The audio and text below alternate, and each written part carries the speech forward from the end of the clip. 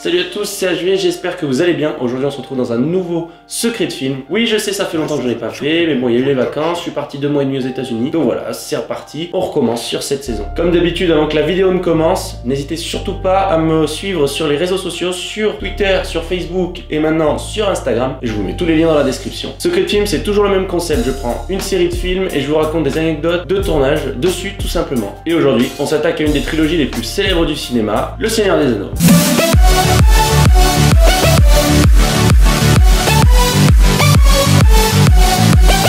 Le rôle de Frodon devait être pour Dominic Monaghan, mais Elijah Wood voulait tellement ce rôle qu'il a travaillé. Il a tout simplement envoyé une vidéo, démo au réalisateur, et il a réussi à convaincre Peter Jackson de lui donner le rôle principal, celui de Frodon. Au final, Dominic s'en sort pas trop mal, puisqu'il va obtenir le rôle de Merry. D'ailleurs, Orlando Bloom était encore à la fac. Il a obtenu le rôle 2 jours avant d'avoir son diplôme de théâtre. C'est genre le meilleur début de carrière qu'on puisse imaginer.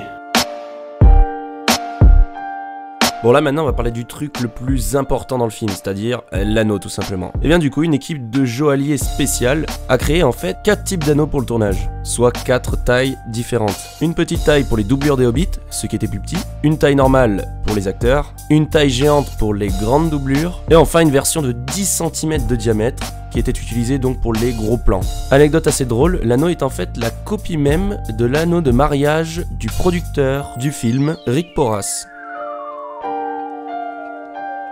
Au niveau des records, Le Seigneur des Anneaux, il en a un autre. Le nombre de films tournés en même temps. Puisque c'est simple, les 3 films ont été tout simplement tournés en même temps. On pourra remercier le réalisateur, Peter Jackson, puisque c'est lui qui a eu l'idée de tourner ces 3 films en même temps, pour tout simplement avoir le moins de coûts possible. Résultat, tout le monde a été content, puisque les films sont sortis quasiment tout de suite l'un après l'autre. Du coup, les fans pouvaient aller au cinéma juste après avoir vu celui d'avant. Dites-vous que les seules productions à avoir fait quasiment aussi bien, c'est entre autres Pirates des Caraïbes, qui ont tourné 2 films en même temps, le 2 et le 3, mais aussi évidemment Retour vers le futur.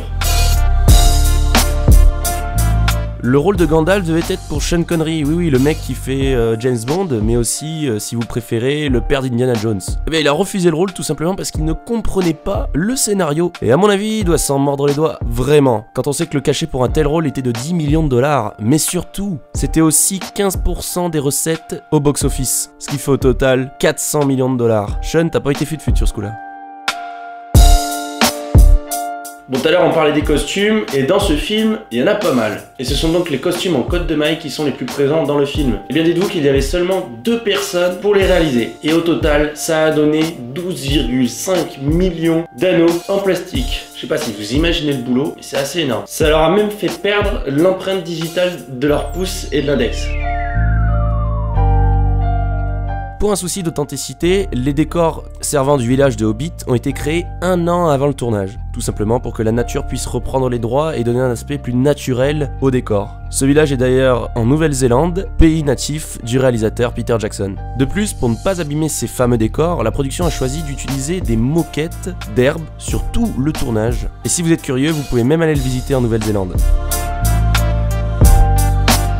Peter Jackson a fait un gros pari en réalisant ce film. Évidemment, il voulait que le film soit accessible par tous, et donc éviter la classification de suite hardcore du film. Avec tous les morts qu'il y a dans le film, c'est sûr qu'on peut le comprendre. Eh bien, il a eu une idée pas trop bête pour ça. Tout simplement, en rendant le sang des monstres, au lieu qu'il soit rouge, eh bien tout simplement, il a rendu le sang noir. Et c'est passé comme une lettre à la poste, puisque du coup, le film est resté tout public.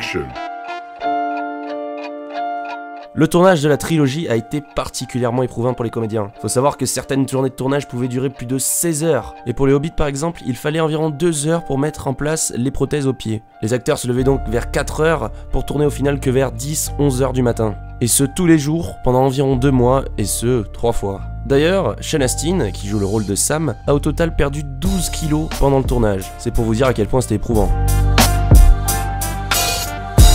Bon, il y avait une contrainte de taille quand même assez importante dans ces films, c'est la taille justement. Et oui, les Hobbits ils étaient tout petits, et Gandalf par exemple, ils étaient 2 fois plus grands qu'eux. Du coup, il y avait plusieurs manières de pouvoir montrer ça. D'abord, la façon de placer les personnages. Vous mettez les personnes que vous voulez qui soient les plus grandes devant la caméra, et vous mettez les personnes que vous voyez qui soient les plus petites derrière. Mais il y avait aussi un truc assez stylé, c'était un système de plateforme, ce qui faisait que quand il marchait, la plateforme pouvait se lever ou s'abaisser pour donner un effet de garder la taille en fait. Il y avait aussi évidemment un décor construit exprès pour les Hobbits, limite un décor exprès pour les autres. Évidemment, ensuite, il y avait la solution des effets spéciaux à l'ordinateur, et même parfois utiliser des doublures avec des échasses. Et même pour vous dire, l'acteur qui joue Gandalf et l'acteur qui joue Frodon n'ont jamais tourné une seule scène en même temps. Ils ont toujours tourné une scène l'un, une scène l'autre, et ça a été ajouté à l'ordi. Je vais à présent vous donner quelques chiffres du tournage pour vous montrer à quel point que Le Seigneur des Anneaux est une trilogie assez ouf. Au total, pour les 3 films, il aura fallu plus de 20 800 figurants. Et du coup, 19 000 costumes, dont 10 000 masques. Et pour loger tout ce beau monde, eh bien c'était 6 000 mètres carrés de décors qui étaient nécessaires en studio. Et pour pouvoir faire tourner tout ça, c'était 2400 techniciens présents sur le tournage. Ils se sont donc servis de 350 décors différents et plus de 100 lieux différents. Et c'est donc au total 274 jours de tournage qui ont été nécessaires pour faire la trilogie. D'ailleurs, petite anecdote assez sympa, Le Retour du Roi détient le record du plus grand nombre de morts à l'écran, soit 836 personnes en un seul film. C'est pas mal. Voilà, c'est déjà la fin de ce secret de film numéro 9 sur Le Seigneur des Anneaux. J'espère qu'il vous a plu et comme d'habitude, n'hésitez pas à me le montrer en laissant un petit pouce bleu en bas, mais aussi à me proposer en commentaire vos suggestions pour le prochain secret de film. Moi je vous dis à bientôt dans une prochaine vidéo. C'était HB Prod, la bise.